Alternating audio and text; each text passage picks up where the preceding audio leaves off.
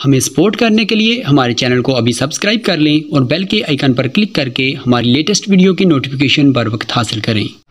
मौलाना हफीजुर रहमान साहब ने अदालत आदिया में ये बयान दिया कि मेरे पास मीरपुर खास में बहुत से हिंदू हजरात व खवातीन मुसलमान होने आते रहते हैं और अदालत में अपने हल्फिया बयान देते हैं।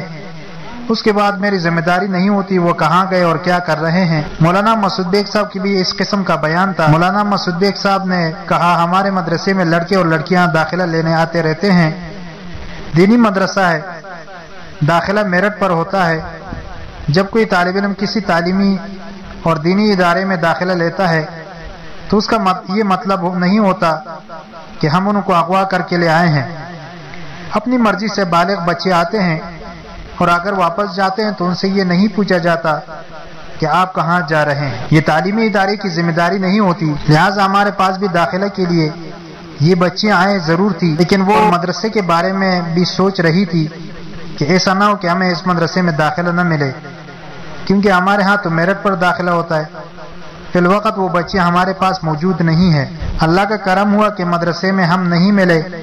अल्लाह के पनाही के पर्दे बंदों को कब नजर आएंगे। हर बशर को अल्लाह के पर्दे पनाह का अंदाजा अपनी जिंदगी में ही होता है। हराम व खास की जुबान पर अक्सर ये जुमला होता है, वो तो मौला का करम है कि उसने मुझे डका है, जिसका लतीफ ने अपने अशार में इस तरह इज़हार किया है। डकलो डकन हार देकर पर्दा पना का।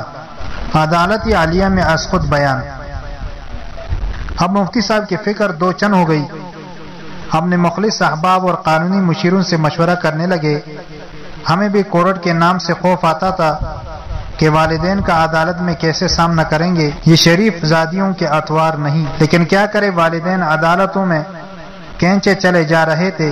मशवरे से ये बात तय पाई कि आज खुद हाई कोर्ट चला जाए और अपना हल्फिया बयान दिया जाए। चुनांचे कानूनी माहिरीन से रब्ता किया गया और जस्टिस रिटायर्ड मुश्ताक मेमन साहब ने 2-3 दिन के कावश से हमारा केस तैयार किया और बेस्टर मिस्टर मंसूर अल-रफीन साहब के जरिए केस नंबर CP 287 ऑफ 2009 दाखिल किया ताकि एक मुस्तनद अदालत आलिया में हल्फिया बयान वालिदैन को मुतमईन कर दे।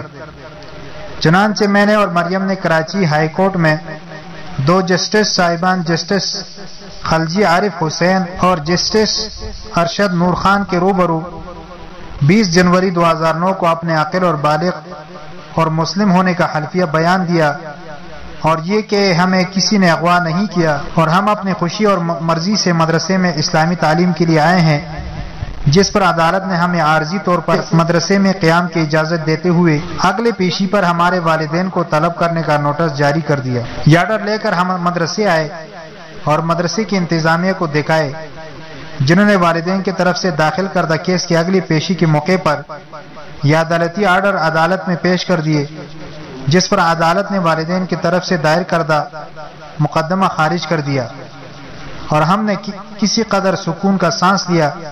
मगर क्या खबर थी कि अभी इश्क के इम्तिहान और भी है। चौथी मुलाकात। दर बढ़ता गया जूं जूं दवा की। इतवार 8 मार्च 2009 को मेरे दोनों भाई आए और फिर वही इसरार के घर चलो। भाई ने कहा, मुनिका घर चलो, पूरा घर तबाह हो गया है। अम्मी घर छोड़कर चली गई है, किसी मंदिर में अबू बीमार है। मैंने कहा भाई, अम्मी के लिए तो मैं दुआ ही कर सकती हूँ, अबू के लिए दुआ और दवा तुम अबू को किसी अच्छे डॉक्टर को दिखाओ, अबू का ख्याल रखो। मुझे अबू की बहुत फिक्र रहती है और तुम भी इस्लाम की तरफ आ जाओ, बहुत सुकून मिलेगा, जन्नत को ना टोकराओ। समझो बात को, खसारा ही हसारा है यहाँ। भाई ने कहा, अगर जन्नत घर वालों को छोड़ने पर ही मिलती है तो मुझे इसे जन्नत नहीं चाहिए, ये तुमको मुबारक हो। कौन सी हदीस है वालिदैन को छोड़ने की? मैंने भी इस्लाम का मुताला कर रखा है। हम 1 माह बाद मीरपुर खास छोड़कर इंडिया जा रहे हैं। अब यहाँ किताब नहीं, तुम्हें छोड़कर जा रहे हैं जिसमें तुम खुश हो। मैं रोती हुई पानी का गिलास लेने उठी तो छोटी मरियम से मुखातब हुआ। भाई ने मरियम से कहा, तुम बड़ी प्यारी बहना हो, तुम चलो मेरे साथ, ये मुनिका तुम्हें भी अपने साथ ख्वार करेगी, सारी उम्र अपनों के लिए तड़पोगी।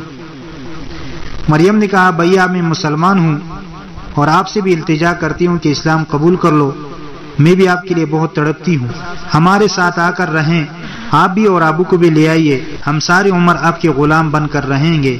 بھائی خاموش رہے، پھر کہا اسلام اسلام۔ بکواس بند کرو، کان پک گئے ہیں تمہارے بک بک سن کر۔ ایسے اسلام سے میں باز آیا، خبردار جو آگے کوئی ڈائلاگ بکے۔